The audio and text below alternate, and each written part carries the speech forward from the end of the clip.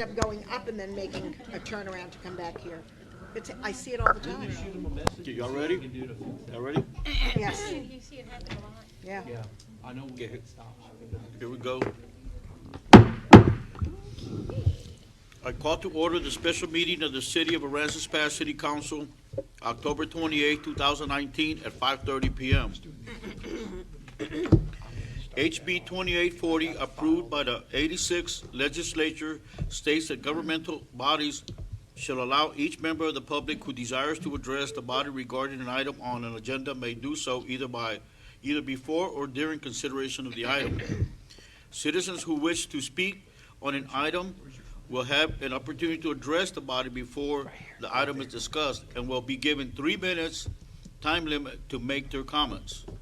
Now we're going to go to discussion items, and the first one is amendments to animal control ordinance.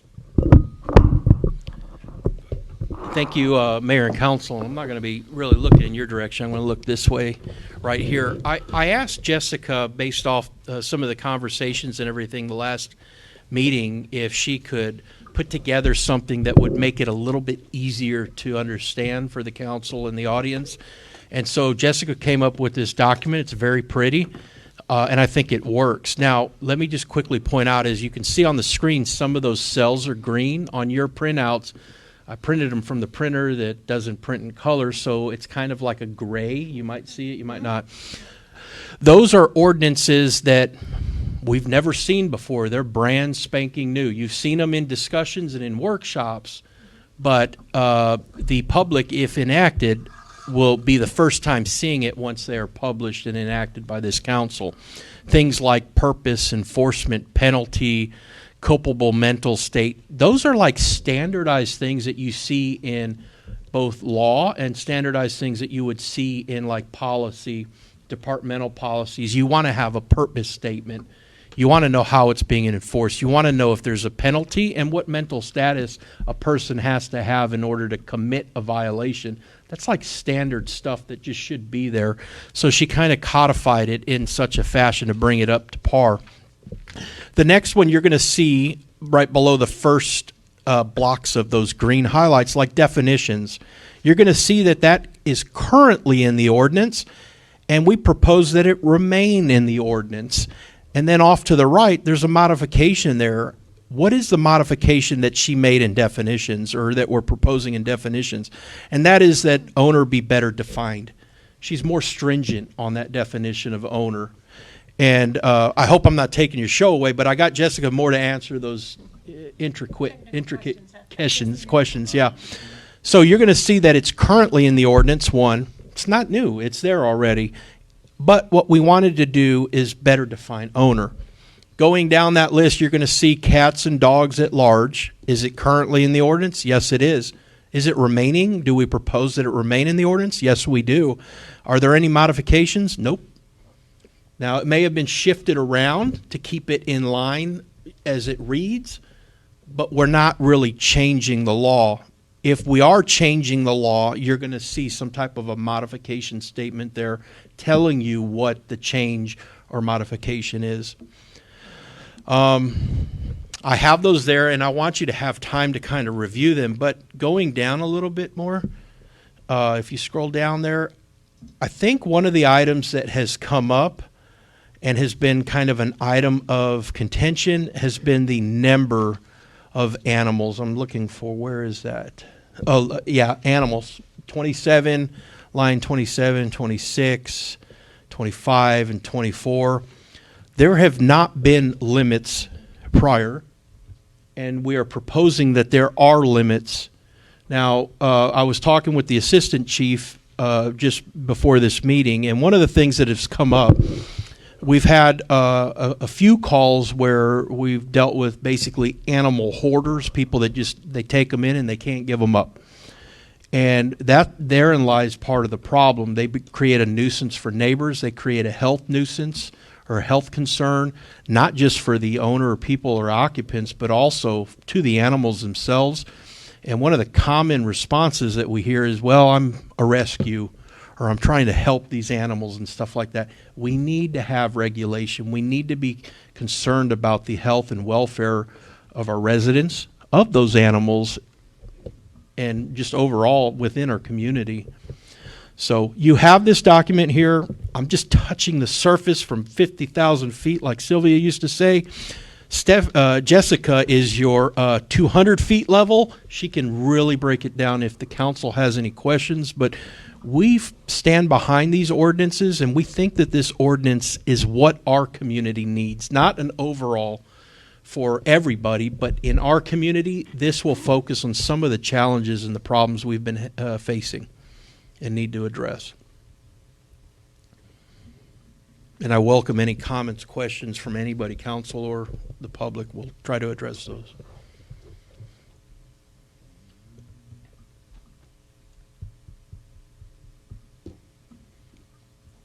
I think you've made it very clear, thank you. This helps quite a bit. Sure As far does, as the changes and what you propose. because we had so many questions the last time. Well, and I also think the last time we really only touched on the topic of the livestock limit law as well. We didn't really touch over anything else that was proposed or being changed, and so I'm sure y'all have a lot of questions or maybe not. What That's we'd okay like to too. do, That hopefully, is okay too. we'd like to bring this ordinance back to you guys for adoption at the next meeting. That is our hope coming out of this workshop on the topic. I don't have any questions or concerns. Oh, there is somebody that has some, Any questions? Please from come the- up to the podium. We'd love to hear your.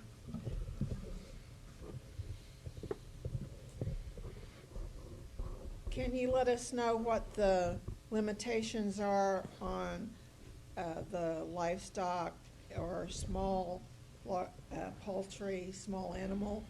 And are there provisions for allowance for 4-H members or future farmers? Jessica, if you want to come back up and answer that, thank you. So in our current set of city ordinances, we did not have any limits on livestock. Going into this, putting limits on livestock was something that I had a hard time doing, only because there aren't a lot of limits in other cities in this area. We broke it down into different categories based on the types of livestock or small animals that a person may want to own, and it's based on acreage. And so, are you wanting me to go through all of it? Well, if you had a 75-foot lot, but you had 2 4-H'ers, you might be over the limit on broilers or lambs or.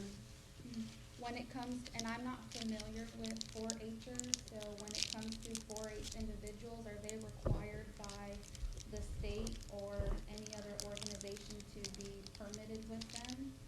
Required to, no, but I think the city needs to make an exception. We have active 4-H'ers and future farmers in San Patricio and Aransas County. They have the county show in January. And I myself had kids on South 9th Street that raised broilers. I had 3 kids that had broilers, and it was probably 100-foot lot. Well, the way that owning livestock works currently is there are no limitations, but you do have to have a livestock permit. But are you not asking to give limitations, because you have it here and you have nothing here, but yes, you want to propose Yes, it? we want to do limitations, but when it gets to a certain point, it's gonna be at the discretion of the animal control officer. So if that person can prove or have documentation that, yes, they are going into 4-H, this is gonna be their hobby or their job, or whatever they want to do, then we can make allowances for that. But it shouldn't be your allowance, it should be the city allowance or the police allowance. It should be in the ordinance, shouldn't it? There should be an allowance in the ordinance that states if you are an active 4-H member, it shouldn't be up to the animal. So you're wanting an exemption built into the ordinance that would exempt a 4-H member. Carol, I see you out there too. There are cities all over, everywhere that have 4-H. Speak about cities Houston, but they don't raise their animals at their homes. They go to outside places where they can store their animals or house their animals. Many do raise their animals at home. If it's under the, In San Antonio or Dallas, but we're not talking that large of a city, we're talking about Aransas Pass. So cities even smaller than this, the schools do provide housing for those animals to where those animals are housed and held. They typically don't. And I'm familiar, I've come from other cities to where that was a topic that was discussed. But again, council, I think considering that, I stand behind the ordinance as written, and I think that we need to move forward. And Carol, I know that you've had your hand up. Would you like to come up?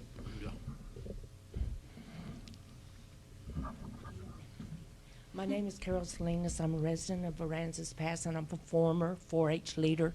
And one of the things that we always taught our kids, it's been a few years, but I don't think the principles have changed, is that you will be a responsible citizen.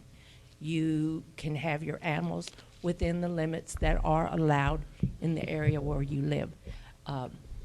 I was a leader in dog obedience and worked at the 4-H fairs, so we did teach the kids to follow the ordinances.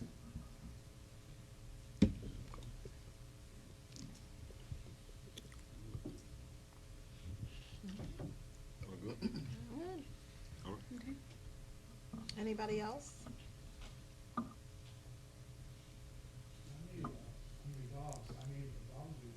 You want to come up to the front?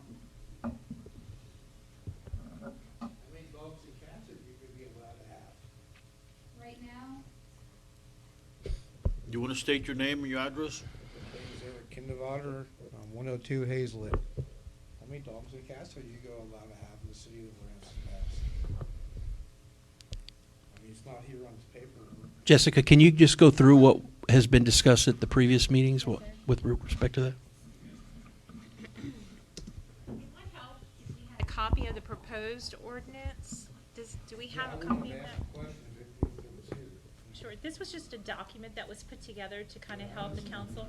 They've been previous workshops where we had the proposed ordinance. If we have a copy of that proposed ordinance and passed it out, maybe that would be helpful. There's different categories of animals that Jessica's gonna just describe, and it's based on acreage. The household pets and all. Sure. Start coming into the They're house and good saying, questions. I just wanna get the ordinance for you. That's what I'm curious about. in our Yes. current set of ordinances, there is no limit law on cats and dogs, and that has provided stressful situations that our animal control officers have had to deal with in the last couple of years. So we would like to propose a limit law on cats and dogs, and the proposal is for an owner to have no more than 5 combination of cats and dogs, whether it be 4 cats and 1 dog or 3 dogs and 2 cats, and if multiple owners reside in the same household, no more than 7.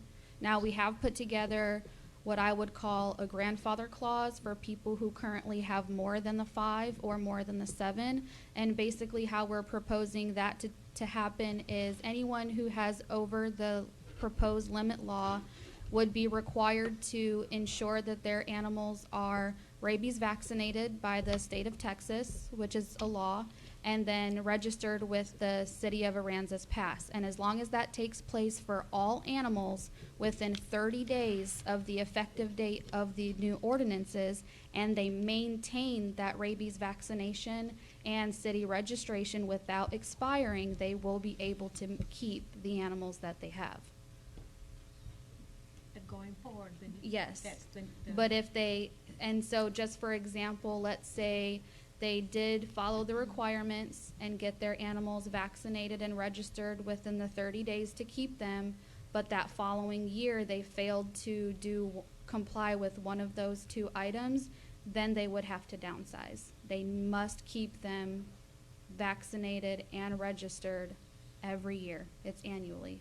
And that's for anybody, but we're specifically gearing it towards people who have more than the limit.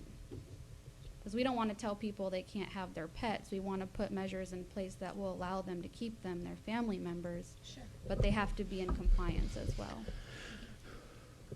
That answer this question? Okay.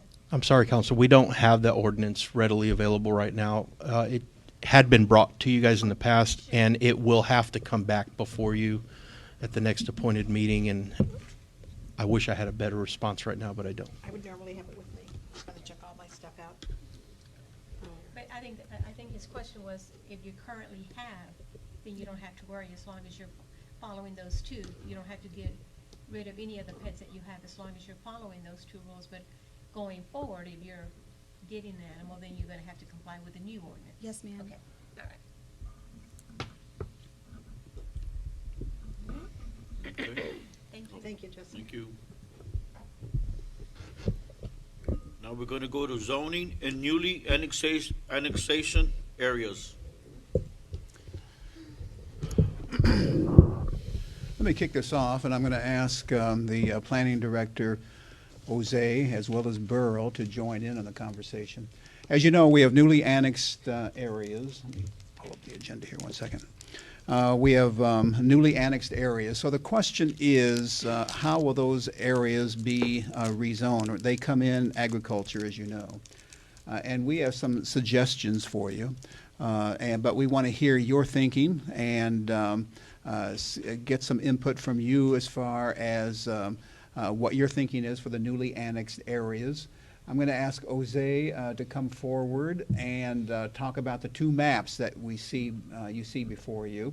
And these were prepared for us with some proposals in it. But again, ultimately, that's up to what your thinking is. Jose?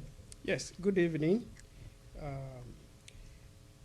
I was not part of the annexation process, but I came in a few weeks and I've gone through the process, and I think you guys have done a good job with annexation and the political purpose of that. Moving forward, we've come to a conclusion that besides making it agricultural in the first place, we need to rezone those portions so other residents and developers can move on and develop their properties. So in doing so, for the first section, which is, if you look to the left side of the screen, there is residential. That is where it's above the yellow portion. We decided to zone that portion residential on both left and right, so it will match up with the lower portion where it is zoned R7B, that's single family residential, 7,000 square feet. So if you look to the left side, it's showing red, and that is the Highway 35. We want to continue with the commercial purpose over there toward the east, toward Rockport. If you come to the south side, it's showing commercial. And so towards the seafront, we want to also let it be commercial. I think there are some industrials. What color is commercial? Red. The red is commercial, Yes, okay. red. All commercial, okay. Yeah. So I just want to explain the purpose first before I come to the color codes. Okay. So if you come to the north side, which is facing to your left, Mm-hmm. we decided to make it more commercial to the front and then residential to the back. And some areas toward the southern part, but if you, the map is, turned, but it's on the north side.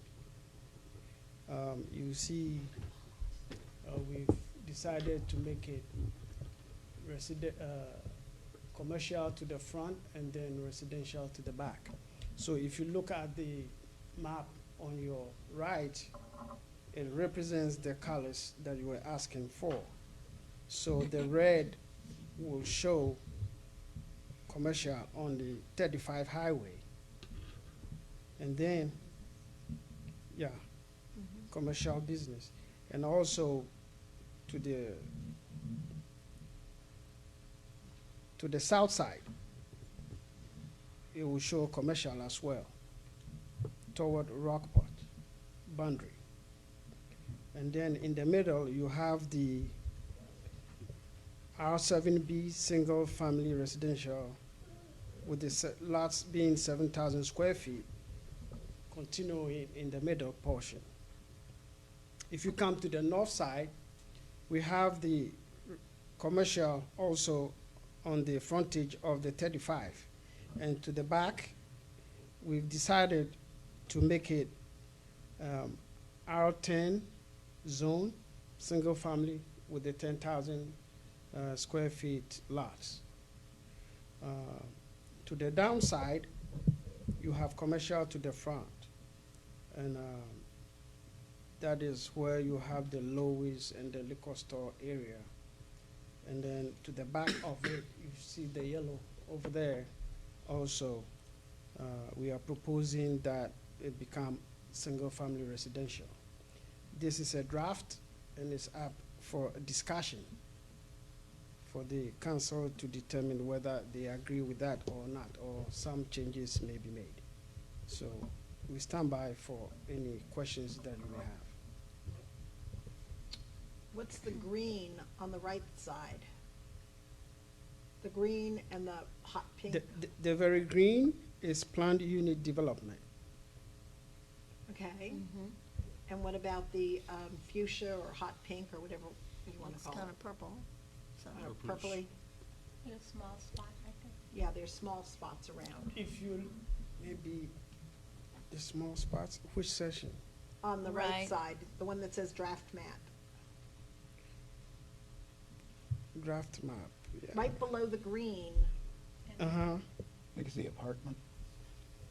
Oh, it's apartments? I think it's. No, okay, that should be manufactured home. Mm, Below the green, okay, manufactured home. okay.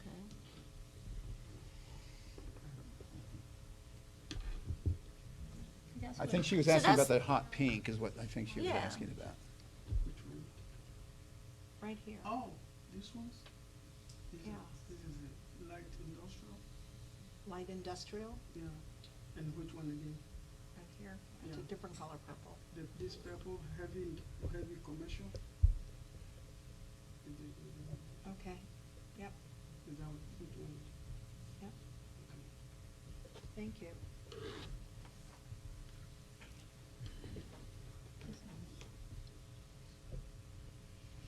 Heavy commercial. Are we allowing new manufactured homes coming into Aransas Pass? I thought we had discussed that, Gary. No, that was a big discussion at the recent zoning board of adjustment meeting recently, and that's frowned upon by P&Z and Yeah. ZBA. Well, Well, and the Well, council we had talked about. So yes. they are gonna allow a manufactured home back in there? just, it was a variance for the one that was requested, so normally, no. That's the reason there was a request for a variance in that particular district, So, Where is this at? On where- McClung Avenue? yes, that's correct. A variance was requested, a variance was approved, it was a split vote, and the chairman had to break the tie. ZBA. Oh, Lord. And the council doesn't have any more say No, over that? ZBA, We're done. no. Council is out of that picture, Okay. unfortunately, but.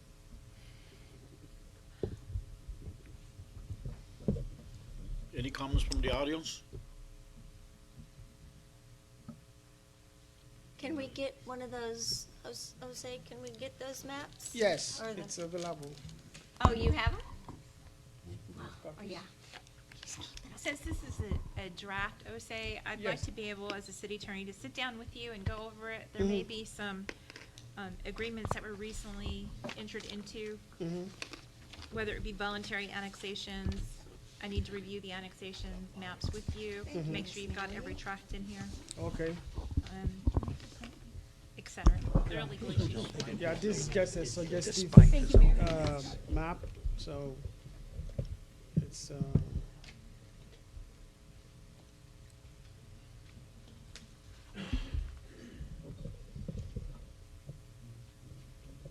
Again, this is just a draft, and all we're, just want to present this to you. This is at the staff level only at this time, and this is what staff is, and Jose's done a good job as far as putting this together, but it gets us started, because it's Right, something that exactly. we are going to have to address at some point, but it begins the discussion on this important item. So if you have any suggestions, we are open to amendments. It's not a fixed thing, so Start all over. this is just a teaser. This is the start, huh? Yes.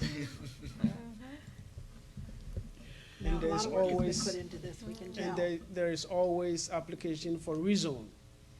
So, Okay. All right. yeah. Thank you for all Thank that you. work. Thank you for all your work. Oh, yeah. Now we're gonna go for the logo for ground storage tank Yes. located on Avenue A near Aransas Pass High School.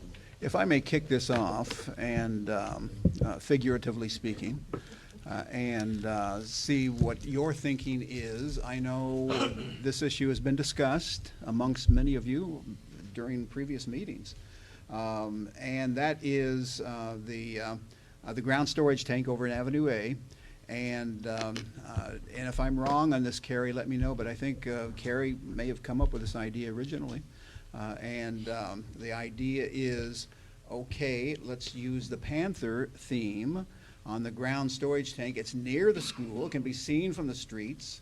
And because it's near the school, and because there's a wide area to work with as far as the ground storage tank, it made sense to us anyway, for us to invest we don't anticipate it to be a huge amount, invest some dollars into taking off that insignia back there from the ground storage tank, and put the Panthers on there in recognition, if not celebration, of the high school, which is just a few feet away from that particular storage tank. That's the reason for this agenda item. Needed your input on it, because we've not officially heard from you as a body, and that's what we want to talk about. I love that idea, putting the I'm good. Panther over there. I think that's a great idea. Would we use the logo, the Panther that the school has, or would we come up with a different one? Now, we already had Kara Cook send us the Panther from Oh, the, okay. from I the didn't know school. she had, okay. Yeah. Thank you. Yeah, and I think we'll be fortunate because we will be one of the few towns around that will utilize both their school mascot and their city logo, Yes. which we've already had before. We're just putting them in different places. Mhm. We already had the city logo and the Panther in town. Now we're just putting them in different places. So I'm reading the council as saying, move forward with the ground storage tank and the Panther emblem, remove what you see back there, and put the Panther on the ground storage tank, which is near the school campus. Okay? Very Makes good. sense to me. Thank you. Any questions from the audience? Gary, we'll have to come back for action on that item, is that correct? Right. We'd have to bring it back. Yes, that would make, thank you, Mary. Yes. Martha Hoblitzel again. Is this something that the high school art class could take on like they did the veterans area on South Commercial? Actually, that's a good idea, and I thought about that as well the other day. I thought about contacting Coach Scott, because it was Coach, I don't know his first name, but I know it was Coach Scott I and know some they of his. can't paint the water tower, but they could paint the storage tank. Exactly. I thought of that That's a idea great as idea. well. So that's something we might toss around or even send out to see if that's something he is interested in. Okay. Thank you. So Of for course, them the to storage tank paint- is a water tower, too. Gary said for them water to paint the tank, is holder. that what you're saying, for them to do the actual Yeah, like labor? they did the wall, that, Okay, just wall. wanted to make sure. It's just, yeah, it's something we Where- could where toss you out see it there, now some, on Avenue something we A, could that would think come on, about. and that's where it would go. That would be all yeah. the students that should do We it. have to have professional. I don't know if it was students or they could Coach design Scott it. You'd have to himself. get a, Make it you'd on have to the get a actual lift script. Yeah, truck that's what to- she said. for them. No, do the Yeah. Panther logo. Yeah. That'll work. That's the direction we're going. That's barring any other input from the council. Okay, thank you. Okay, now we're gonna go to attendance policy for the city board and commissions members. Okay, let me kick it off, and I'll ask Mary, who deals with the boards and commissions on a daily basis. We've, at the staff level, and we have to have your input on this. But we see instances, one of which I just mentioned a few minutes ago, where a particular board or commission may have a member who hasn't been there for an excessively long period of time, attended meetings for an excessively long period of time. And it could impact votes. It did impact a vote recently. For this particular organization, particular body, city body. Consequently, the staff was thinking, shouldn't there, and where I've worked, we've always had a policy where if you don't attend a certain number of meetings, then you lose the honor of sitting on that body. In one case, I know there hasn't been in attendance since March.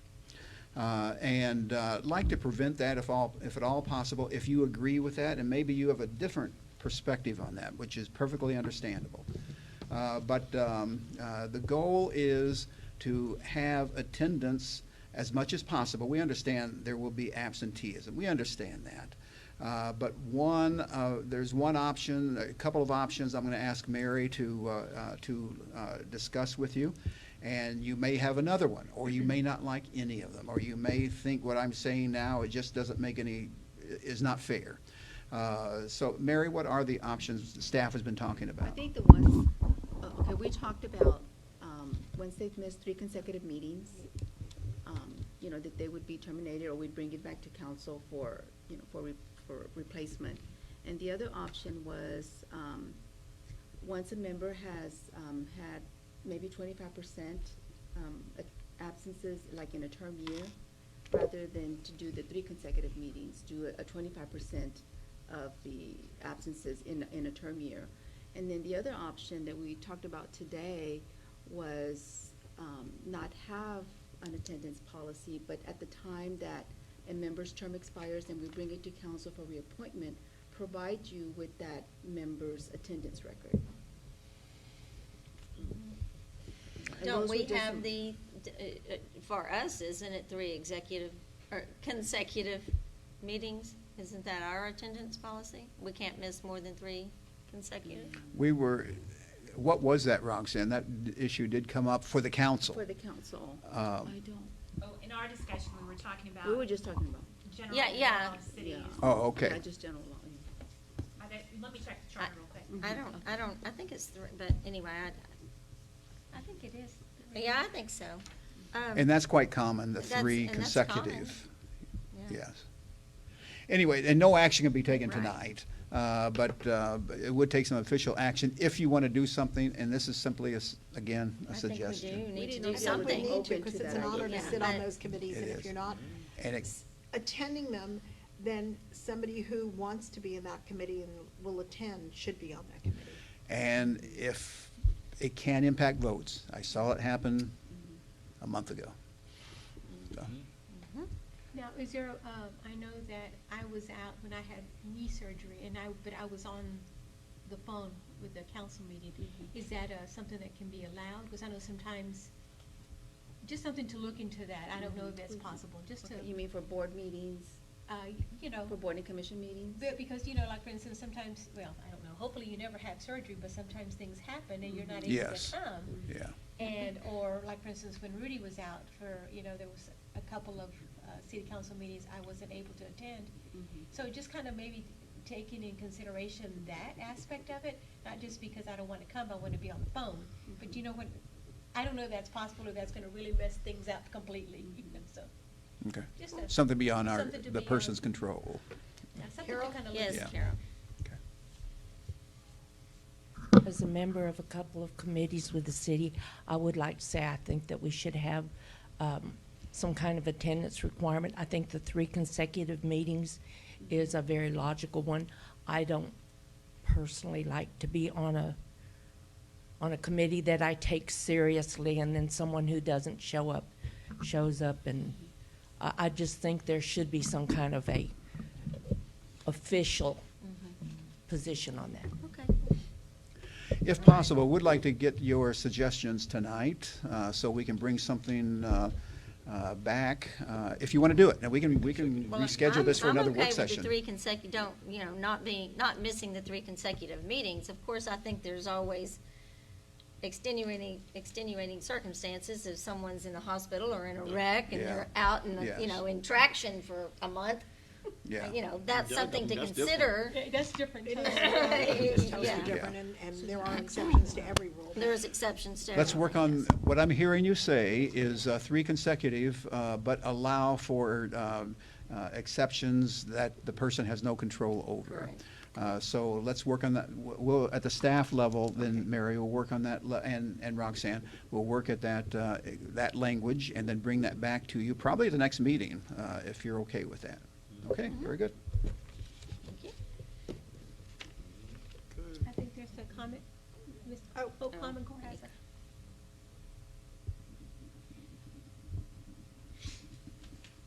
Hope Cummingore. I'm on South Atlantic Street in Aransas Pass. Some of the boards have alternates, some don't. I was with the Municipal Development District for many years, and we never had alternates. In fact, we could never even fill all the seats on the board. I don't know how many boards have alternates. Does I believe anybody there's know? only one board Only that one allows board? for alternates, and that's the Zoning Board of Adjustment. Right. That is the only board that allows for alternate members. Did And did that not work? I guess is my question. Did it work or did it not work? I don't know the answer to that. I don't know. Well, Did it On the not work? ZBA. But she said that's the only one that's Still, allowed to have an alternate. still yet, if there is that number of absentees, it's still an issue. If there's a continued absenteeism, that is still an issue, regardless of the Right. alternate. That's right, but I didn't know whether that even worked on a board that was functioning. Mhm. But you've only got one, so Yeah. I guess it's a Good point. point. Good, excellent point. Anybody else? Okay, now we're gonna go to the city manager. Mr. Gary? Yes, we're ready to go with the EOC as far as requesting for proposals. We had, just kind of a side note, we had a preliminary, a pre-construction meeting today on the roof for City Hall. And the EOC work and the roof work, they have to work in tandem in many ways. And we're very close to being ready to go with the roof for City Hall. And, but we need to go out to get your okay to go out for RFPs for the EOC. Design completed. So that's the purpose of this, and action would be needed on this, if you agree with that. Make a motion that we go out for proposals for the City Hall Emergency Operations Center. I'll second. All in favor? Aye. Mr. Mayor and Council, next item is dealing with getting your approval to move forward with the, let me pull up that agenda, I apologize. Moving forward with the proposal for an official city map. As far as we can determine, there's never been an official city map. And would like to do that. The cost is $9,000. This will be a map that we will follow from this point on as far as the city boundaries, which would include the newly annexed areas. Because we need one, and right now when we need lines, we rely on Mark, who does an excellent job for us over at the EDC office. And he's been invaluable for us. But we need to have a baseline, so to speak. What is the official city map? And this would be a good way to create such an instrument, which we don't have now. That's basically the issue. Where would the funding come from? the budget, which is not budgeted right now. Okay. But we would have to put it into an item that we would have to have an amendment at the, we're going to do amendments twice a year. Thank you, Sandra. Twice a year, and, but this is one of those things that we believe, if you agree, that staff believes it's time to move forward Yeah, with. we definitely need one. Yep. Okay. Favor of the council? I make a motion that we approve LGA Engineering to do the official city map and not to exceed $9,000. Second? All in favor? Aye.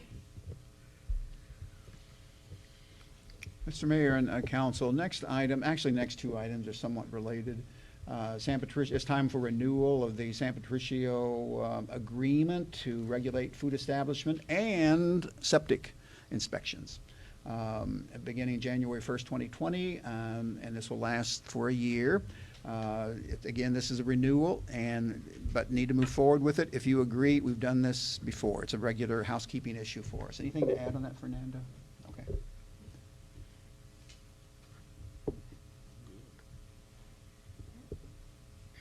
Can we do them both at the same time, or? They're separate agenda items, so Just trying to hurry up. don't blame you. Darn it. Okay, I make a motion that we renew the interlocal agreement with San Patricio County to regulate food establishment rules and on-site sewer facilities beginning January 1, 2020 through December 31st, 2020. I'll second. All in favor? Aye. Mr. Mayor and Council, somewhat related, but not really. Well, yeah, they are. Interlocal agreement with Aransas County to inspect the septic systems. Right now, especially in the newly annexed areas, we need this service. And San Patricio has indicated that it's difficult for them to help us in Aransas County, understandably so.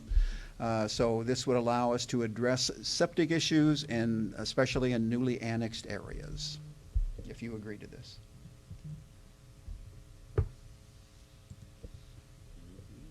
Make a motion, we accept the interlocal agreement with Aransas County to inspect private septic systems through December, is that beginning January 1, or when is that? It was effective upon approval, and it goes through December 31st, 2020. Okay. Thank you. Through December 31st, 2020. Okay. I'll second. All in favor? Aye. Okay, this next item, we're really happy to bring this to you, considering many of the discussions that have gone on, and the mayor has been hot on this for a long time and greatly appreciate it. And that is the need for a street sweeper. We were in discussion at the staff level, and with Fernando, myself, and another person or two, and said, what the heck? We don't have the money to buy it, so let's just do as far as cash goes. So let's do a lease purchase. And that's the direction we are proposing that we go, if you agree. But first, before we do that, to get some cash, we are asking that you declare the current street sweeper surplus property, and that'll allow us to get some money as far as the piece of equipment we no longer use. And that's the purpose of that first agenda item, but that's leading into the next one. I make a motion that we declare the 2004 Tyco, is that you said, sweeper, as surplus equipment, and to hold an online auction through Renee Bates Auctioneers. I'll second. All in favor? Aye. Okay, this next one is authorizing the city manager to begin negotiations for the lease purchase. We've already started that. Fernando's done a good job as far as gathering paperwork on that and numbers. Sandra has also. And what makes it really interesting is that, tell me if I'm wrong, Fernando, but the people with whom we're speaking are saying it is possible to delay for 1 year payment. If we're able to do that, now it may cost us a little more, but it's worth it, we think. Very little more, like $2,000 or $3,000.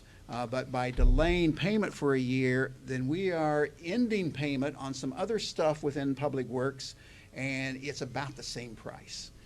So even though we don't have cash to pay, we are able to simply tag on to payments that will expire this year and free up those dollars for next year. That's what we're proposing doing, lease purchase, and there's a slot for it to go into. Sandra, anything to add to that? Okay. So that's it. I make a motion that we approve the purchase of a sweeper for Public Works and a pickup truck for utility meter readers. But it's the lease purchase. Oh, Lease purchase. I'm on the wrong thing then. It's to enter into negotiations. Yes. You can- Okay, well, I skipped ahead of y'all. I was snapping it up. Well, I'm not on that one, so somebody else will have to, I have to I find that make a one. motion that we authorize the city manager to begin negotiations for the lease purchase process of a street sweeper and a vehicle for the meter reading department. I'll second. All in favor? Aye. Now we're gonna go to public safety. Just for Mr. Aaron? clarification, Gary, you'll bring that item back once you finally negotiated with Yes, council. we're there virtually right now, but we'll be bringing that back to your final action. This is a major issue for us, so thank you very much. We appreciate it. It is.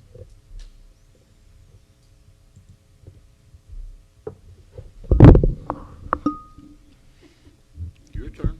You're gonna go to public safety. Thank you, Mayor and Council. This first agenda item here is to renew the memorandum of understanding between the Aransas Pass Police Department and Connections in Portland, formerly known as Teen Connections. This is probably the third or fourth year they've requested an MOU, and you guys will hopefully bless with approval. It's basically a service that that they offer. They receive their funding through some other source, and they want us to know that they're there and available and that we will consider them.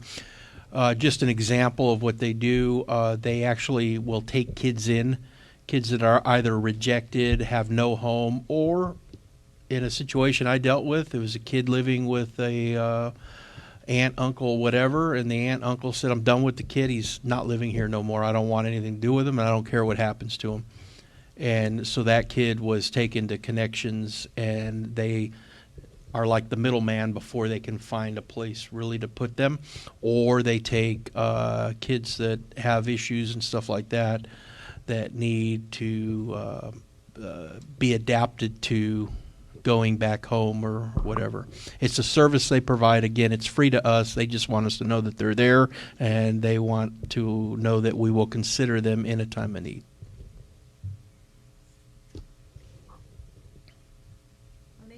That we renew the MOU between Aransas Pass PD and Connections in Portland, Texas. I'll second. All in favor? Aye. Thank you, Mayor and Council. This next item is on the fleet. I'd like to go back out for bids to renew a blanket bid for our fleet purchases. Currently, Allen Samuels holds that blanket bid. I have had a visit from Autoplex. They're very interested in trying to win over that service. And what my intentions are is basically to deliver it to all three of our dealerships and try to encourage them all to put in. I would like to see them all put in for that. And then get another 5-year blanket bid. What this does is it makes it a lot easier for us making those fleet purchases since we make so many. I think we probably purchase the most of any departments in the city because we have to regularly refresh our vehicles. And it allows us to avoid going through this bidding procurement process by having this blanket bid in place. Budget motors. What did you say? Budget motor. They have to be able to provide police packaged vehicles from the manufacturer. Those are the only restrictions, but it is not restricted in such a way to where we're giving priority to one manufacturer over another. but they all do provide fleet and police packages. They must bid us on those packages. New, not used. Who's in favor of the council? I make a motion that we approve the police chief to go out for bids on obtaining a fleet provider for the next 5 years. A second? All in favor? Aye. Thank you, Mayor and Council. Oh, the next and final option here, I should have forced this one on the fire chief. Fire chief went out for a grant for junk, and we received junk. No, I'm kidding. Computers. So we received those computers, and I think we have like a couple of them that are in use. We had to use the others for parts, basically, to get the few that we were able to salvage and make work. It was a good thing that the fire chief did to save cost. It was free. So we have a few of those in use, but the ones that we use for like scraps and parts, we just need to get rid of it. Because that was a council item, we're coming back to council to dispose of it. Excuse me. Sparklight or Cable One is doing a turn in your old electronics type thing, and they're going to properly dispose of them. The grant authority that gave us these pieces of equipment just requested that we destroy them once we were done with them. So that's what we're bringing to you to make sure we honor that.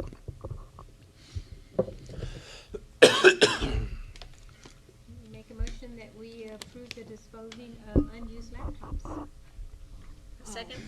All in favor? Aye. Thank you. Just for your information, Mayor and Council, I was talking with the city attorney, and probably from this point on, when it comes to materials we want to dispose of, such as the street sweeper, such as these, we're probably going to do that in ordinance form, because that's a fairly significant issue to have a good record of property that has been disposed of by the city. So just that's for not for this, but for the future. That's probably coming back to you in ordinance form. So, okay.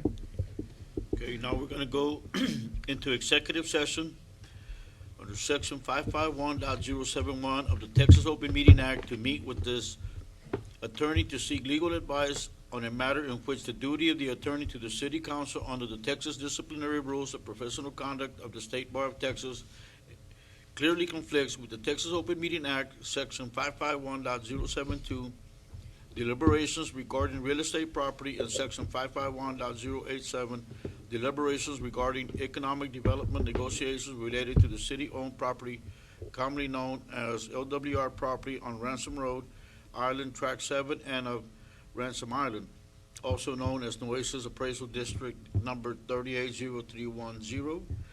And number 2, section 551.04, to deliberate the appointment, employment, evaluation, reassignment, duties, discipline, or dismissal of a public officer of employment, alternate municipal court judge. And it is 6:23, and we shall return.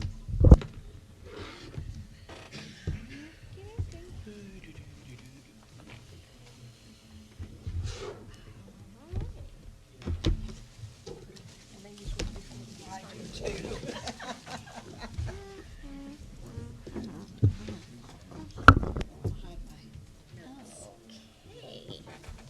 Well, there we go.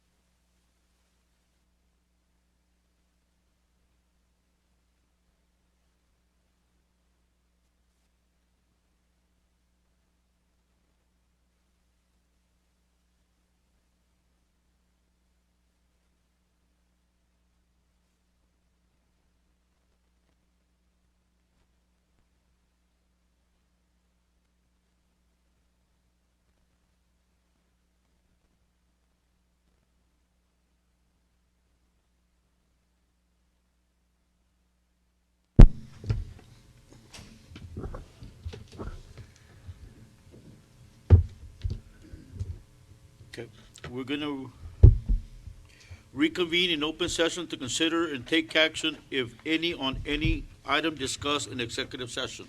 There's no action. I make a motion that we adjourn this meeting. I'll second. All in favor? Aye.